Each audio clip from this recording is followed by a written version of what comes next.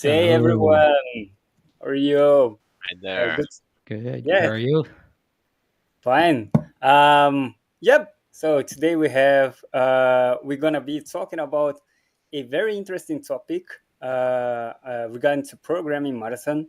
So we actually bring a specialist on this topic, right?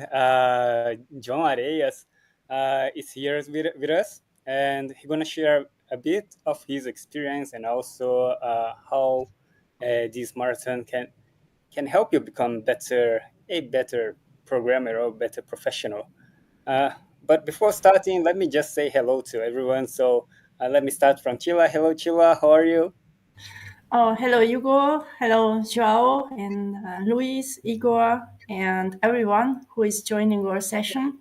I am fine and I'm very happy to be here with you and learning more about programming marathons.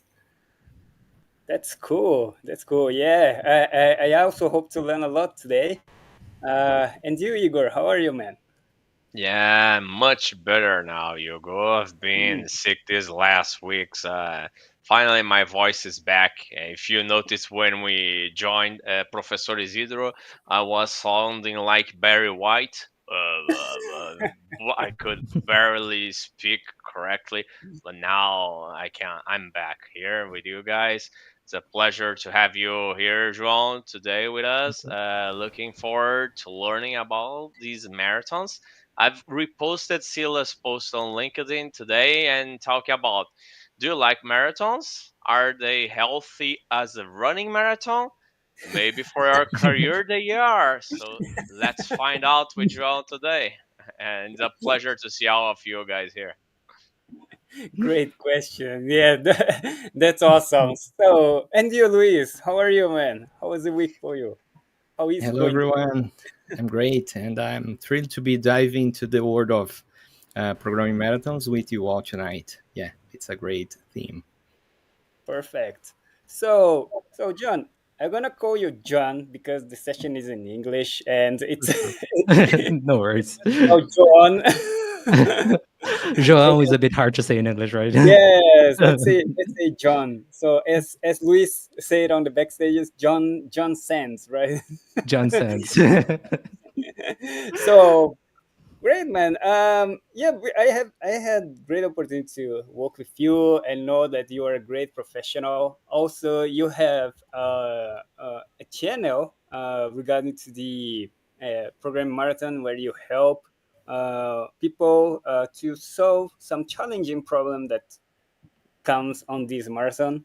But before entering any of this topic, can you tell a little bit about you and also already tell what is programming marathon, how it works, so people we can put everyone in the same page. Yeah, for sure. So, hi everyone. I'm John, or João in Portuguese, right? I've been programming since forever. I started coding when I was 7 years old, doing very simple things, of course, but uh, I've been coding ever since. And once I joined university, I got the opportunity to participate in a few programming marathons. So I initially did not join the computer science or computer engineering program. I went into electrical engineering, but and it was unusual for someone from other sides of engineering going into this type of competition at where I go, but at where I went, sorry. But the teacher brought me in, was amazing, that he let me join his classes, and then we started working together in this competition, and I got to compete for all the years following. Got to participate in the national finals for the Brazil, for the competition as well. And it's an amazing opportunity to learn. It's an amazing opportunity to develop your skills as a programmer, and to prepare yourself for the job market as well, right? So just a tiny correction. We in Portuguese we call them programming marathons, because we the um, uh, SBC, right? They organized a competition. They called it Maratona de Programação, which is programming marathon. That's how we usually call. But in English, it's usually known as competitive programming. So you have the ICPC competition, and if you're looking for this topic anywhere else in English, you're probably going to find it as competitive programming. Competitive programming. That's interesting. Yeah. Cool. And curiosity, you say that you started programming at 7, but you end up deciding to go with electric engineering. what made you make this decision? Oh man, my path is like I have the weirdest career path ever. So when I was about 15 to 16 years old, I moved to Canada. I did not see programming as a career path back then. I just liked solving math problems, and I just like using computers to do that, right? So I would write scripts just for I was really interested in prime numbers, and I was trying to solve some problems in number theory, but just like learning by myself a little bit here and there. But then I got the opportunity to participate in a competition called iGEM, which is a synthetic biology competition, right? So nothing related to computer science at all. But they needed someone to code their website for them. And as well, I was really interested in participating in the competition as well, because all of this molecular biology and genetics, I was amazed by that. And the competition was hosted at MIT, which was also interesting. So since I knew how to code websites, I joined the team and then ended up participating in the biology part as well, which was fun, was cool. But then I came back to Brazil for university, right? University in Canada is expensive. University in Brazil is really high quality. We undervalue our universities here. They are amazing. So I decided to come back and study here in Brazil. And that's before I joined the university, I got to work with my father's cousin. He worked in the University of Brasilia doing research in molecular biology, and he just brought me into the labs, like, help me out with experiments here and there. It was really fun. I was really interested by that. But I saw how for many of the experiments, they would know what they needed, what equipments they needed. They would know what they wanted to do, but they did not have a path to develop this type of equipment. So I decided to join electrical engineering because I was interested into developing lab equipment. I wanted to help develop their experiments and develop equipment for their experiments.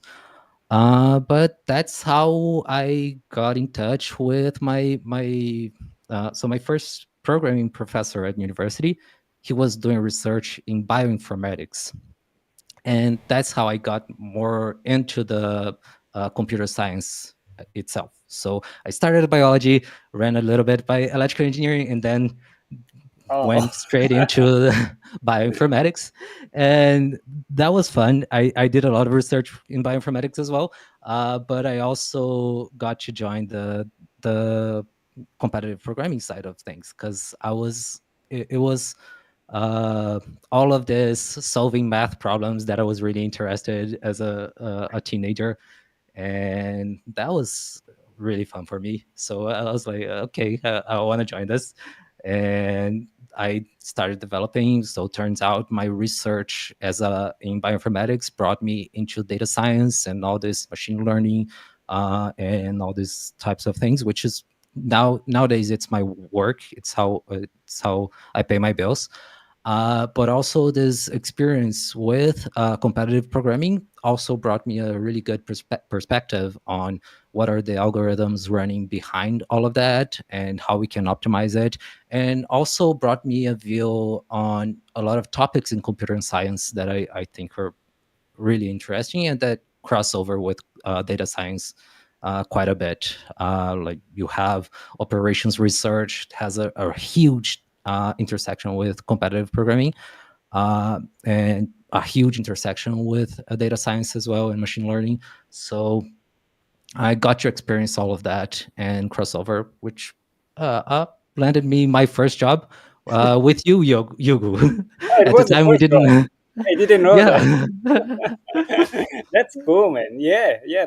And well, before asking more things, let me just say hello to everyone that is watching us. If you are watching us, and we are talking about competitive programming. If you are curious about or have any questions, please place here. Say hello here in the chat and place your questions here so we can. John can actually help answering you and helping you in your career. Yeah, that's great, John. That's a amazing story. It reminds me a bit my brother. He is from the biology field, and now he is bioinformatics. And one of the reasons he moved to bioinformatics is because he had a problem, and I want to play with him a game, and he couldn't because he has some work to do on the homework to do, and but I can do it with some program quickly here, and then we can go play. And then he see the and I solved that, and we went to play game. And then he see the power of the programming. It's nice. I would spend 2 days here doing something on the spreadsheet, and my brother solved it in a few hours. So it was a great way to influence someone. But let me just ask you, or actually, let me just ask if anyone, and Luis, Igor, Chil, do you have any questions so far? Yeah, I do. I do have a Right. question for Luis. You mentioned you're in the bioinformatics field right now with machine learning. Have you been working with systems for the health using machine learning and artificial intelligence or something related with that? Yeah, so my first research was we were trying to look at a protein, and based on its shape, we were trying to tell what does it do, right? So we have a whole bunch of proteins that like we an entire database of proteins that we know their shape, they are there. Some of them we speculate on what their function actually is. Some of them we can confirm. Some of them we can actually say, oh, there's actually a better function here. I don't think they really match, and we could predict the functions for other proteins as well. So that's what I was really working with on my first research. Okay, so that's really in depth in the biological thinking, the protein level, right? Yeah, at the molecular level itself. Oh, that That's that's cool. that's interesting. Very interesting. And just clarify. Just say hello here. Hello, Andrea. Good to see you here. So, how you mentioned it in the very beginning that competitive programming is quite different when we call coding challenges, right? It is. What is how do you see the difference on the type of the problems that you solve in each of them? I know that lots of people are after coding challenges because it is many interviews does request you to solve some coding challenges. It is something like that. It is something like the challenges that we see on HackerRank, LeetCode, but it is completely different uh, different problem, different level of the challenge.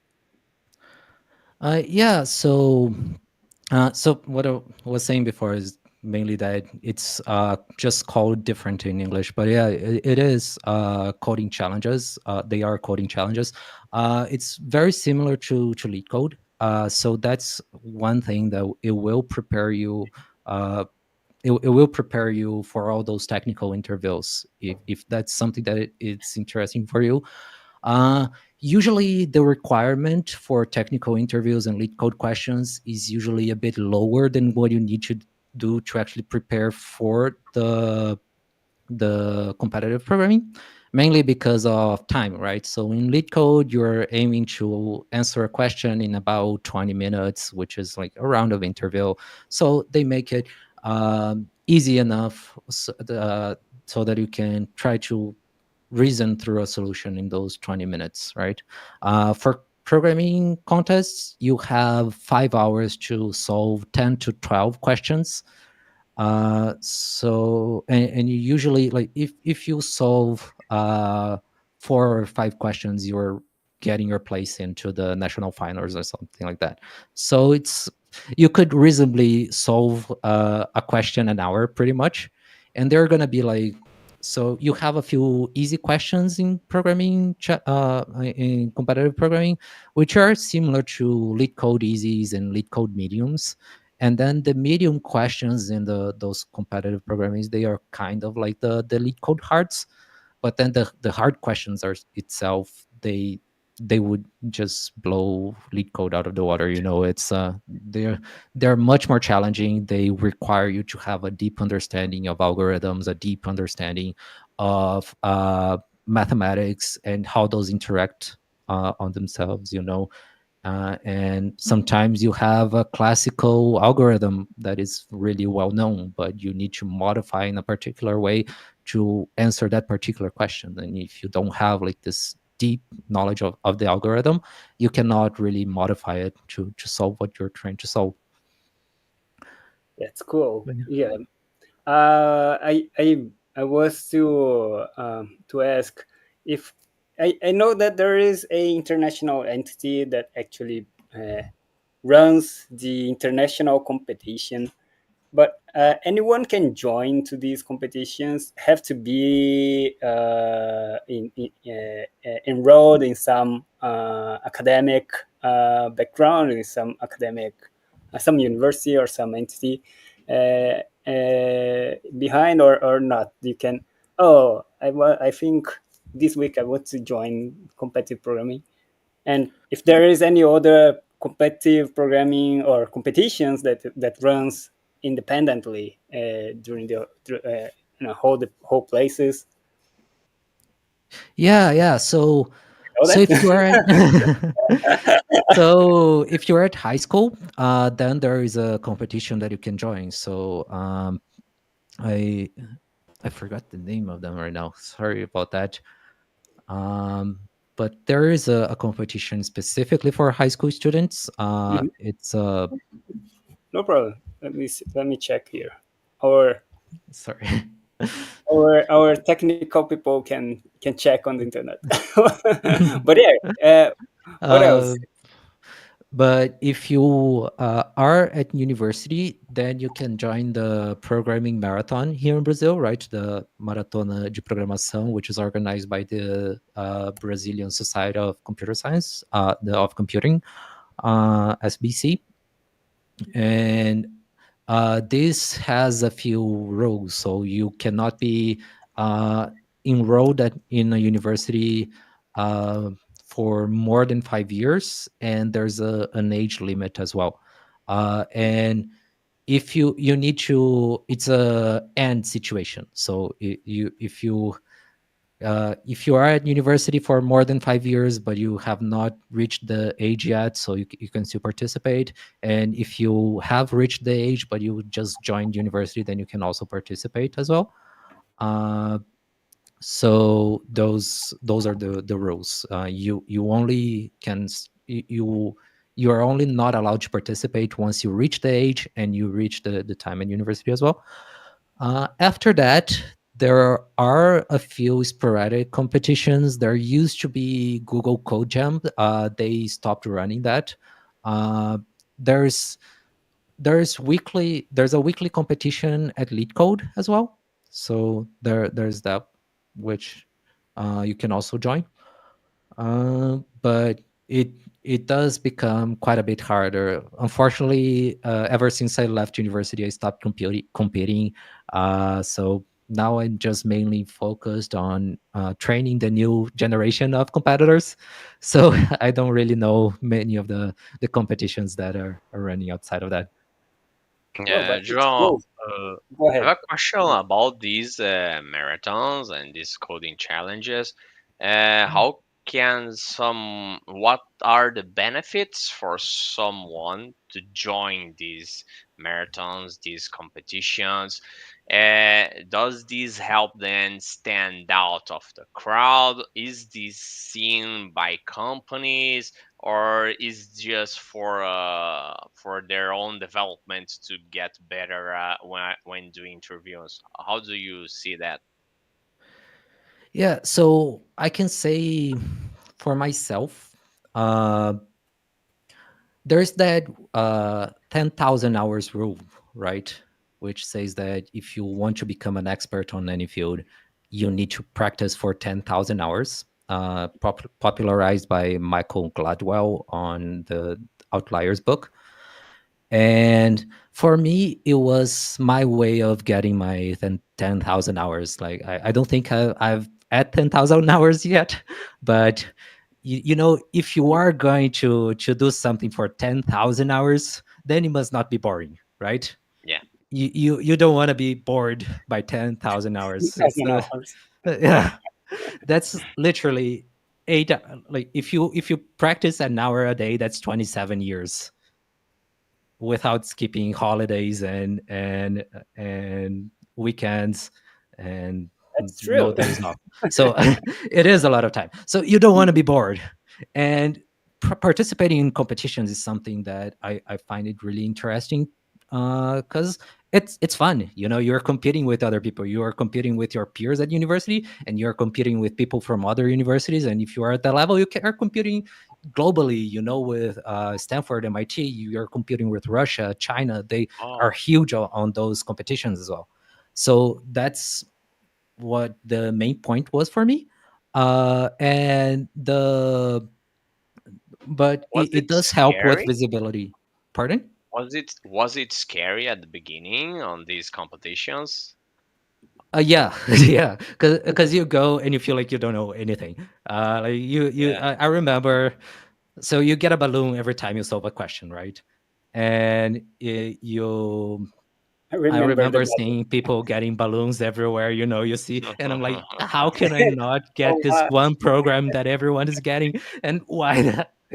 Like I've been coding since forever, and this is an easy question, and I cannot solve it whatsoever.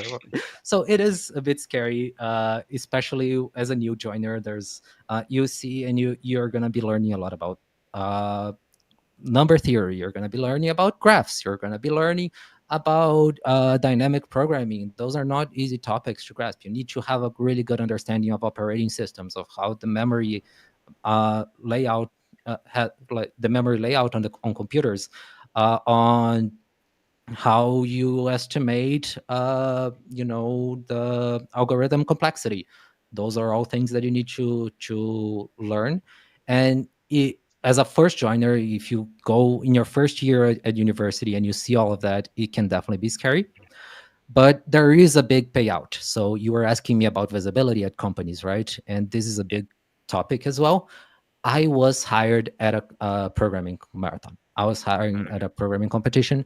oh yeah. So there, it was one that the company was sponsoring, and I did particularly well, and I did take my resume there. And there are always companies sponsoring those events, and I've seen many people getting their internships from those sponsors. Right? They go particularly well. They don't need to be at the top 10, or you just go reasonably okay, and many companies are happy to take you in.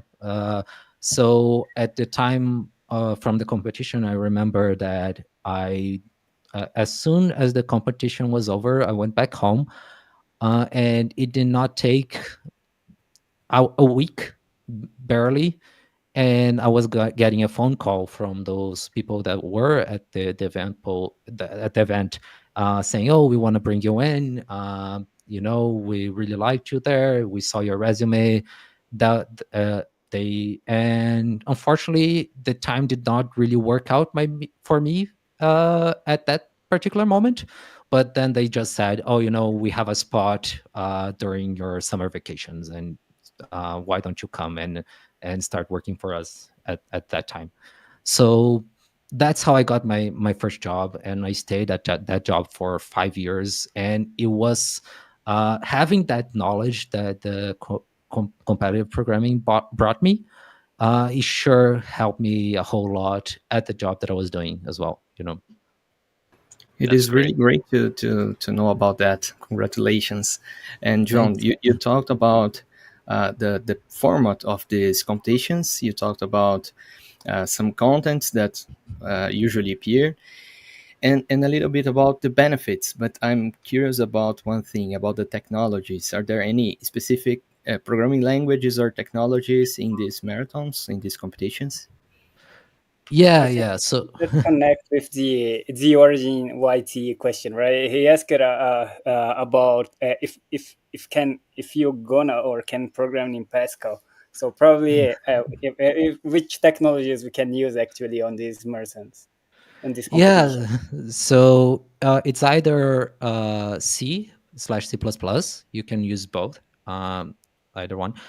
You can use Python, Java, or Kotlin. All right. So I know a lot of people like to program in Java.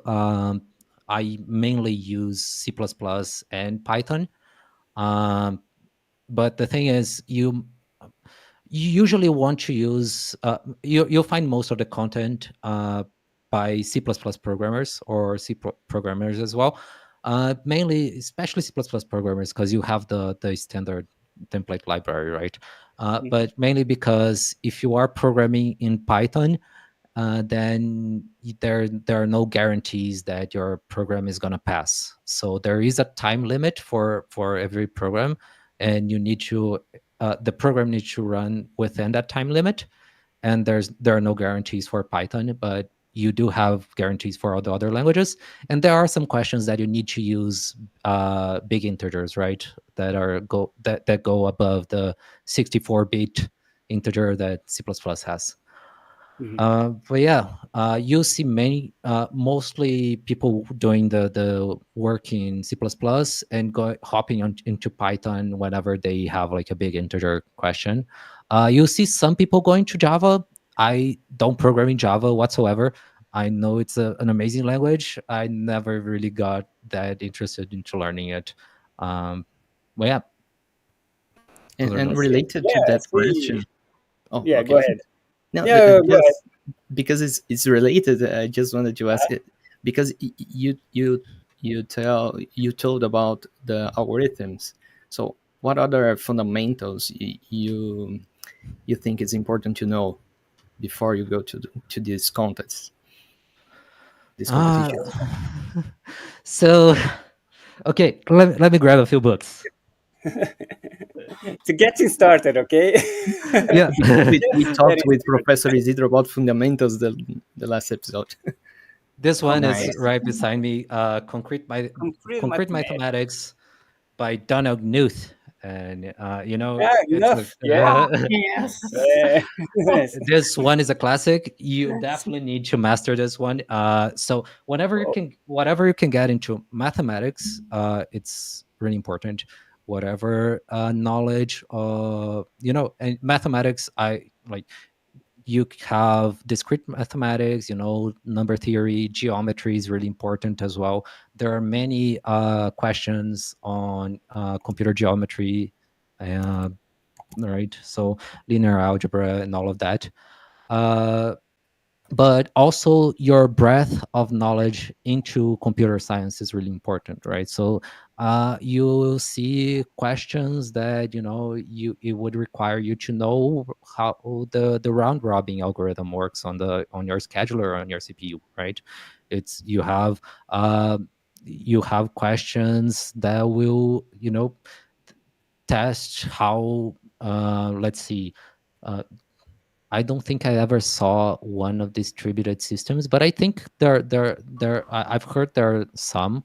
But yeah, mainly there, like, if you really need to master graph theory. Graph theory is something that there's always a question about graph theory. Um, Dynamic programming is something, and I think some paradigms like dynamic programming is a really important problem-solving paradigm for you to master. But greedy algorithms also fall a lot, and you always have a question about greedy algorithms as well. Trying to think here, but yeah, just mainly your breadth of knowledge on what are algorithms are important in each area. They can really give you an insight on how to solve those challenges.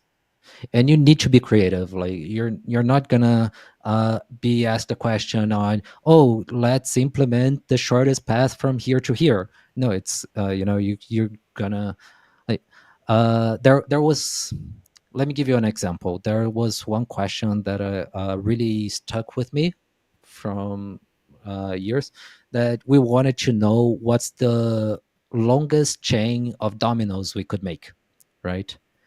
And to solve that, you needed to understand, like, I solved it when I remembered the bridges of Königsberg, and how Euler started the whole graph theory part.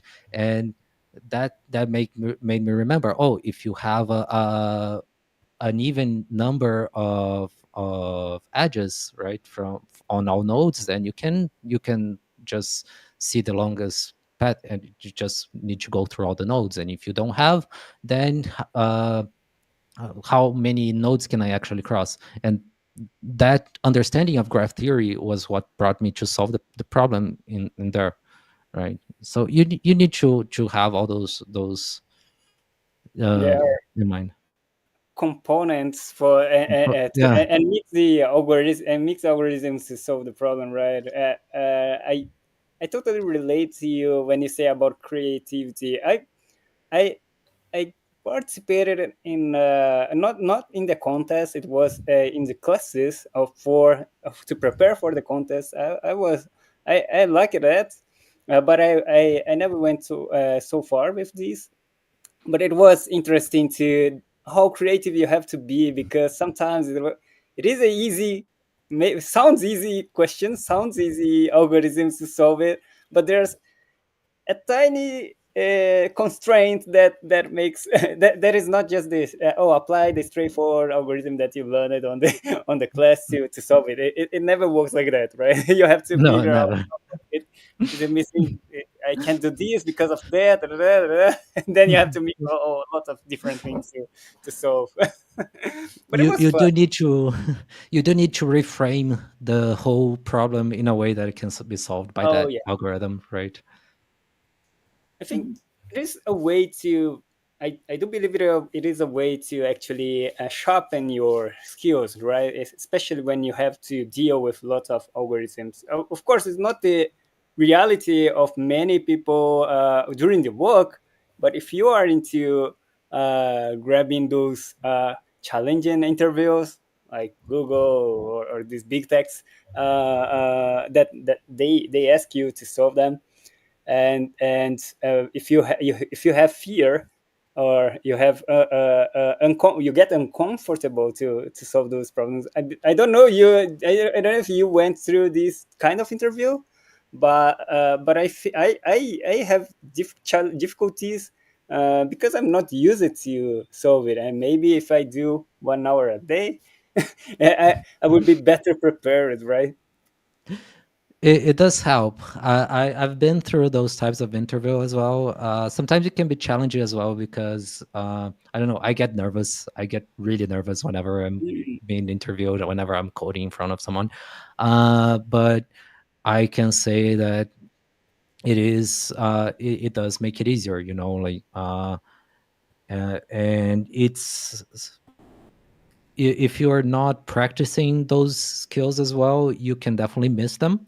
So let's say you're preparing for a transition at your job, and you know that you will be required to go through one of those technical interviews. You better practice a little bit, even if you were a good competitive programmer before, because Mhm. you are gonna miss those skills. But one thing I noticed is that this ability to reframe the problem in a way that it fits into an algorithm that I know and a shape that I recognize. It's something that I applied it quite often at work, and in all the projects that I've participated. Um, it's sometimes you see novel, challenging scenarios, and you having this ability will make it less challenging. Not you can, because you're practicing this idea of reframing, right? You're practicing, and once you frame it in a way that you can understand and you're used to and you can reason about it, it just makes it a whole lot easier to solve. Great. It's the practice to get to perfection. Yeah. And if you can share a bit about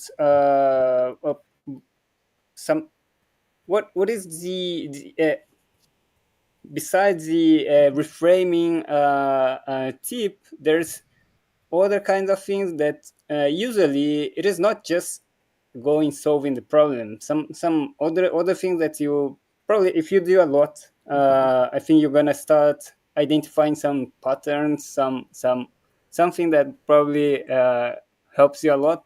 Like you said, by reframing, you when you start understanding reframing the problem, you can solve it better. Any other things that you have been realizing during all these practices? Yeah, definitely. So I think the ability to communicate what you're thinking, it's really important, and you can definitely practice this, because when you're in this competition, you are in a team of 3 people. So having good communication with your teammates, it's crucial. Uh, uh, the So the way this competition works is whoever solves the most number of problems faster, they get a better score, right? So, and sometimes you'll be sorry, is my audio okay? I think I'm going back and Okay, forth yeah, it's here. okay. Okay. uh but yeah, so the if you can identify a problem and be like, oh, this person have a better experience of this, and then you can tell them, oh, I think you do great with us. uh and this can go a long way into getting you a good position at the competition. So having this communication is really important. And also, something that I found, and I wish I did more of this when I was competing, and I recommend everyone who competes now to actually does this, that I found after starting the Capivara Cafeinada, my YouTube channel, is that explaining the solution to people and uh, teaching them how to solve the problems, Mm. they can deepen your understanding of the problem itself, right? So if you are in your if you've been competing for a few years, 1 2 3 years, maybe start teaching the younger ones. Maybe start telling them, oh, this is how you go through a breadth first search, this is how you go through a depth first search, this is how you represent a graph in your computer, right? Those and this can really deepen your understanding and your knowledge of the algorithms that you're working. And this can also help you with your communication skills and help you to uh, turn something that is complex into something simple that you can communicate. That's the Feynman technique, right? Yeah, definitely. Yeah. I would like to ask more about your channel, but before doing that, I just want to call here Pedro Cavaleiro. He just joined us and just turned it off the camera. Hey, Pedro, can you join us right now? I think he's gonna be joined in a few minutes. Okay, it's going now. He's coming here. Hey, Pedro, how are you? Hey, hello guys. Sorry I'm late. No problem, man. It's too early here in Canada. Oh, you're in Canada? Oh, Yeah, Pedro is in Canada. Oh, Pedro. Yeah. John was studied in Canada for a while, Oh, really? and he came back to Brazil. So We're in you Canada have yet. some in common. Yeah, I'm yeah, in Pedro. Toronto now. Yeah. I'm Toronto here. It's Oh, it's nice. 4 degrees today, and it's expected to snow on Thursday. Wow. Starting the Great. winter, right?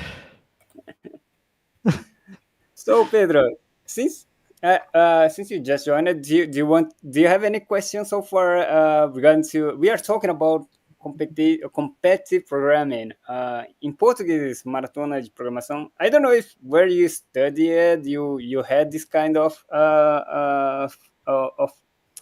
contest. I think Ita does join this maratona de programação. Yeah, Adita did that like some years after I finished. Okay, so at the time we didn't have this. Oh, really? During my time there, yeah. But after that, they started doing it because people from Wita likes this kind Competition. of word like competition. They use it to go to physics and math and astronomy, all this stuff. So people started working on these competitions for computer in algorithms and stuff. So Well, it I was, guess. but I don't have much information about it, unfortunately. Ita is Oh, it's a pretty strong contestant. It's really hard to compete with them. They're always at the national finals. They've competed a few times in the world finals, so they for are. those, yeah, for those that is not from Brazil, ITA is the Institute of Aeronautics, Technology and Aeronautics, right? So yeah, Aeronautics Institute of Technology. Aeronautic Institute of Technology. Yeah. Great, thank you.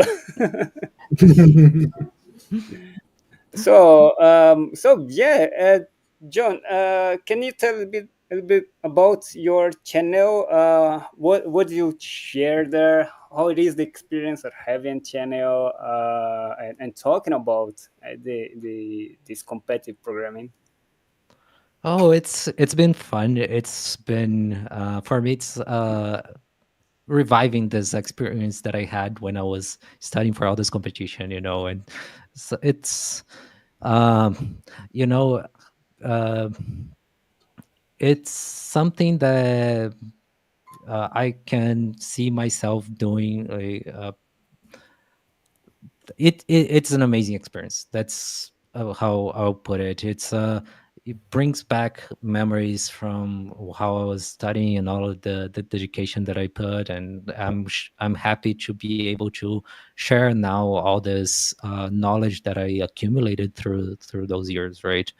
Uh, and it's been amazing seeing the develop of people and the reach that the channel has. So I find amazing how I got to get in touch with people from Acre, which is something that I've never been, and I've never uh, ever imagined reaching the this place. It's really far from where I live, and I did not imagine it would have this reach.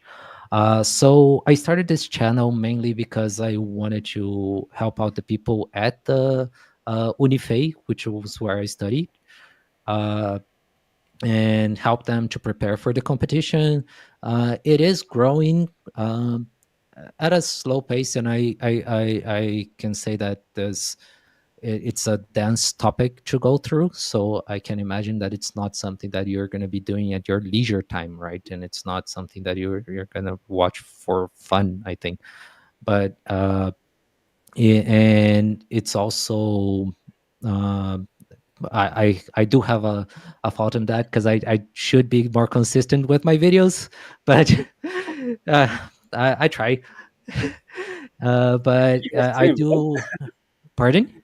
I think you're doing well because, as you said, Thanks. it is a dense content, right? You have a lot to Yeah. prepare before you can actually publish some content. Here we do just chat, and it's way to go. But yeah, that's cool. That's cool. Yeah, it is a dense topic, and I do need to prepare. Like, how am I gonna say this? How am I gonna make it in a way that is understandable, it's reachable, and it's not gonna be scary for a newcomer?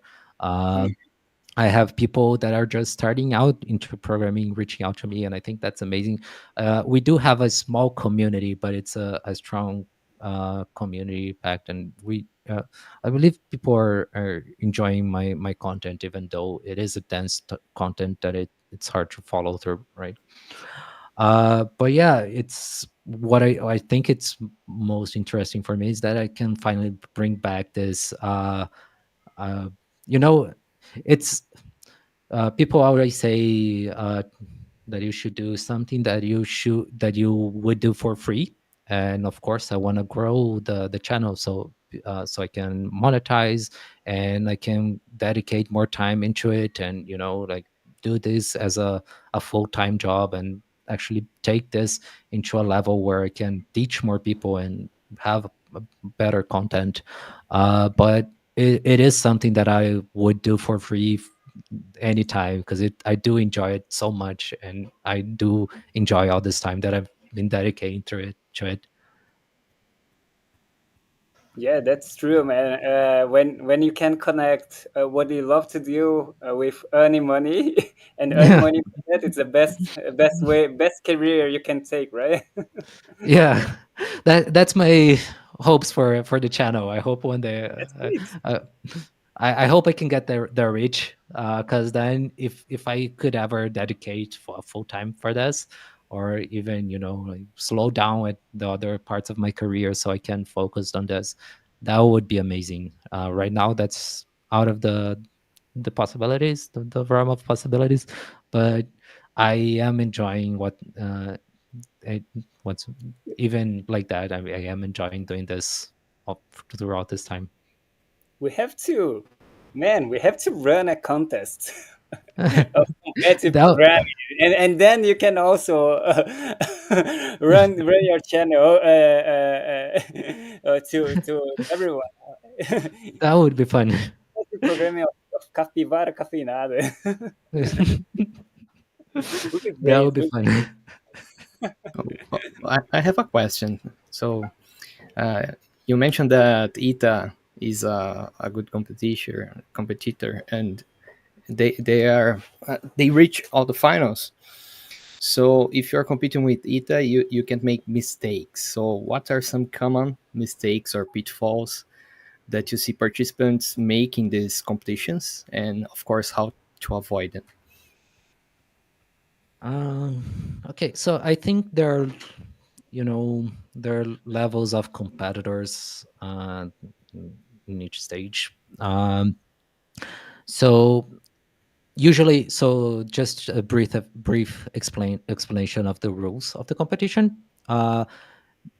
There are areas on, like, if you are at the regional level, you're going to be competing at an area that is close to your town or city, and each segment of that can take one person to the national finals.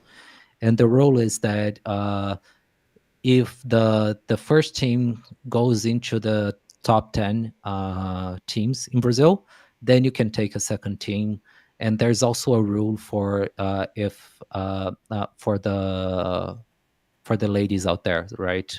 So depending on how the female team positions, they can also bring someone else, or how the competition goes.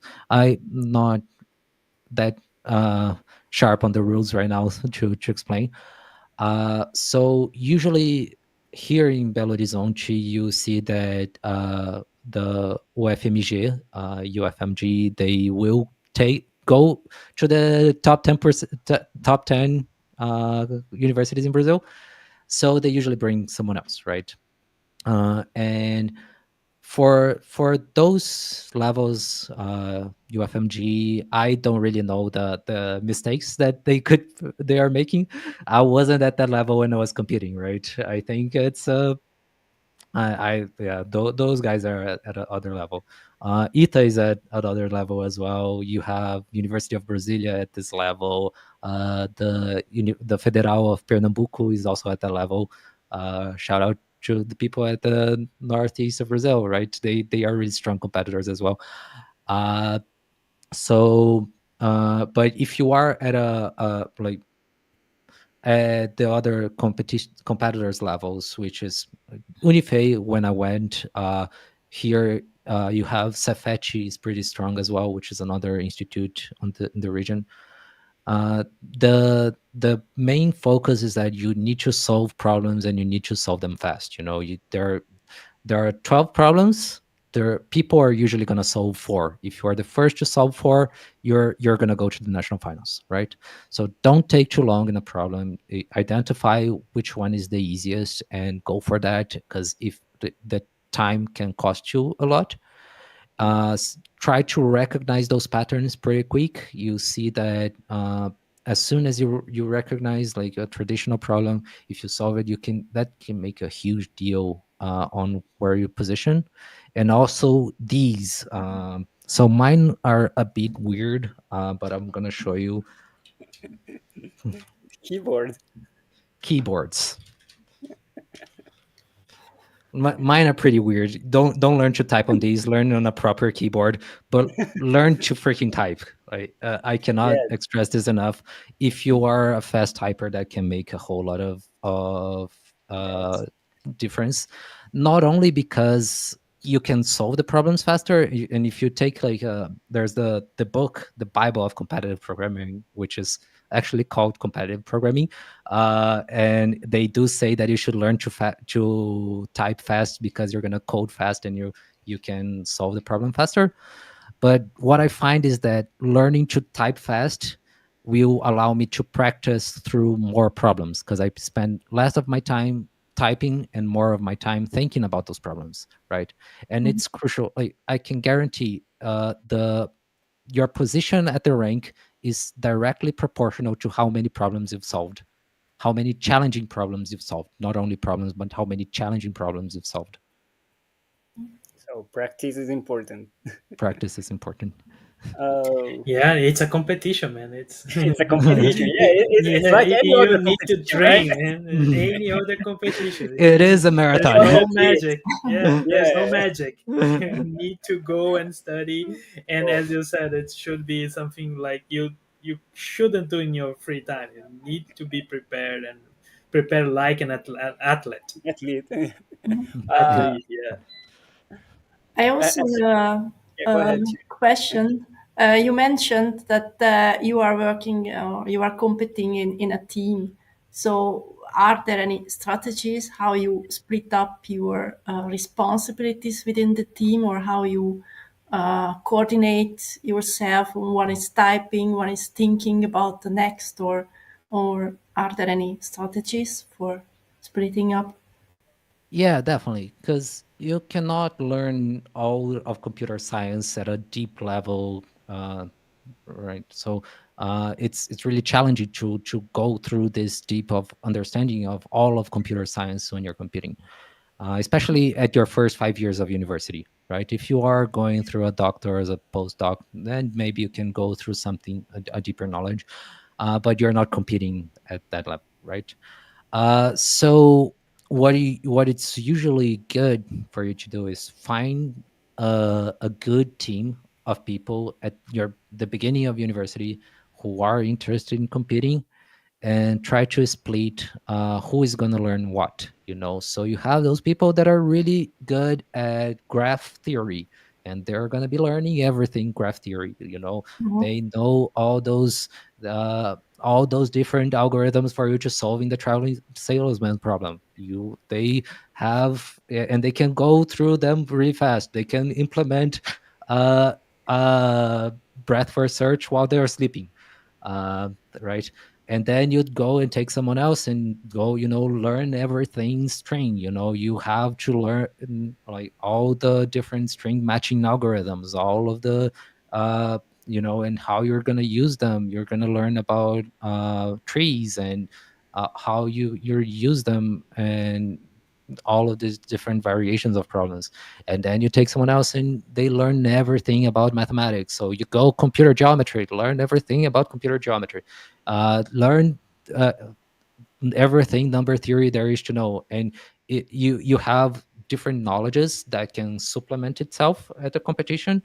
Then when you are competing, you can they can communicate. So I start reading a problem, you start reading a problem, this one that I started reading, I think is graph theory. Can I give it to you so you can try to solve it? And this one, oh, looks like a number theory type of problem. Can you give it to me and I can go through it?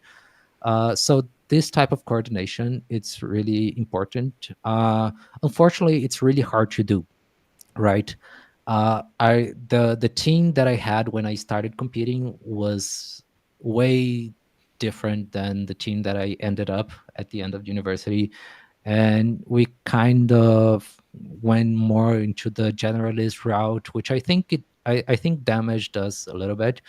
But what you really see on those strong competitors, like ITA, UFMG, University of Pernambuco, you see that they have those competitors really tuned in into which one is going to be solving each type of problem. Mm-hmm. They're already well organized on that.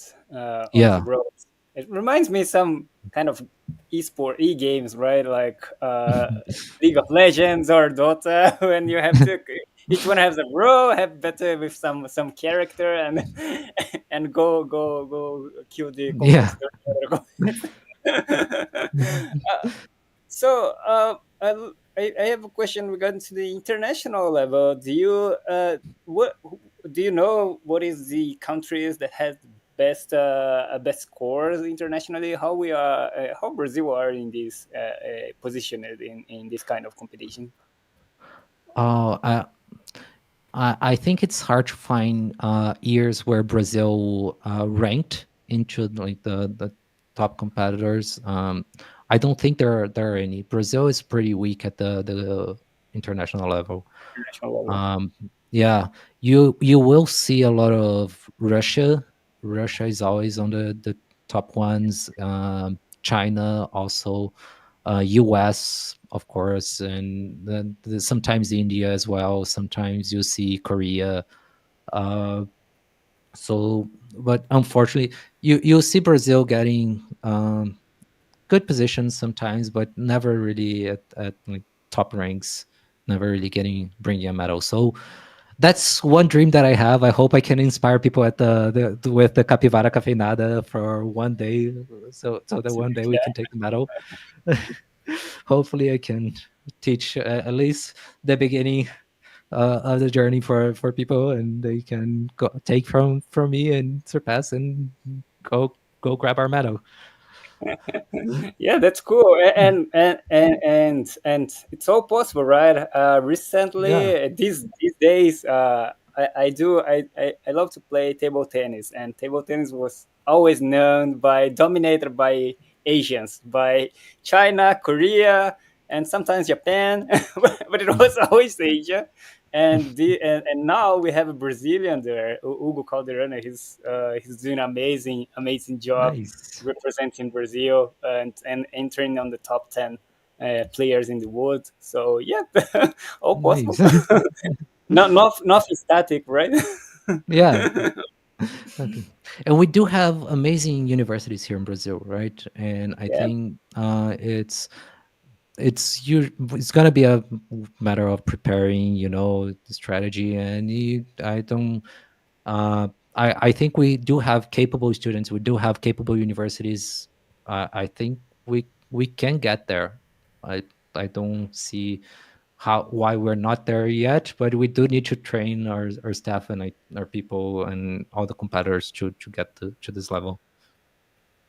Yeah, I see. I just opened the scoreboard here of the top universities that on the internationals. Most of them are Asia and Northeast. Let me just quickly share. But while I'm sharing here, anyone have any last question, because we are getting in the end of the session already.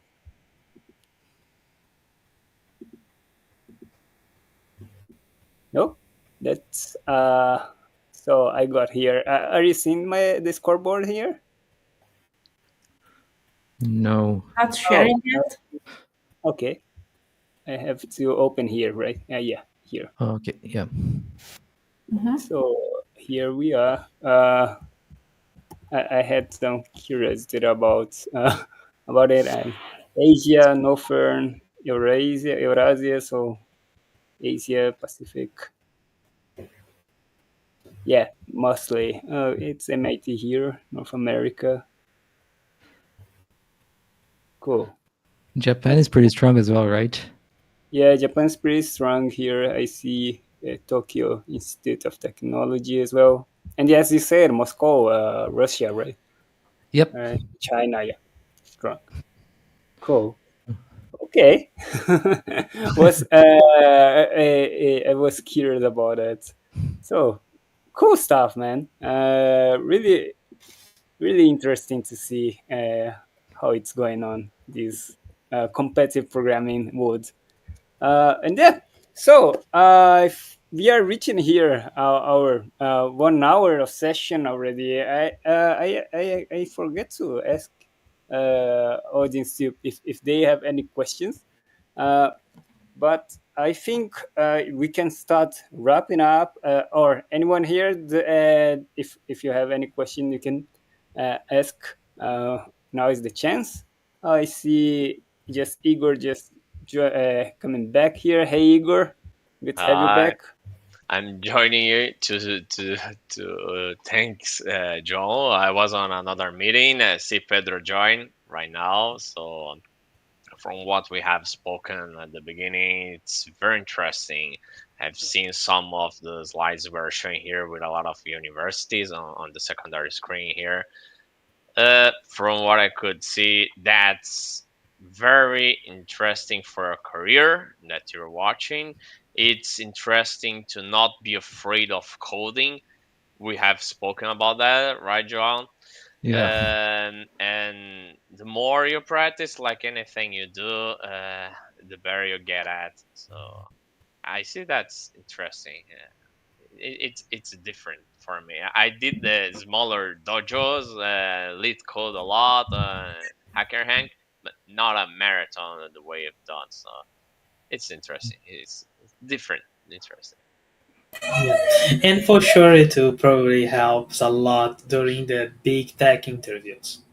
So Yeah, Absolutely. if you are interested in a big tech, I think this is if you go through this path, you will have many doors open to you. Absolutely. You can watch the Capivara Cafeinadas channel, right? Oh, I think I haven't shared it. Let me share here on the You did. share. Late at the beginning, I guess. Yeah, you did share that. I saw that on. Oh, I already, yeah. Sure, that's true. Yeah. Okay, So cool. Yeah, go ahead, John.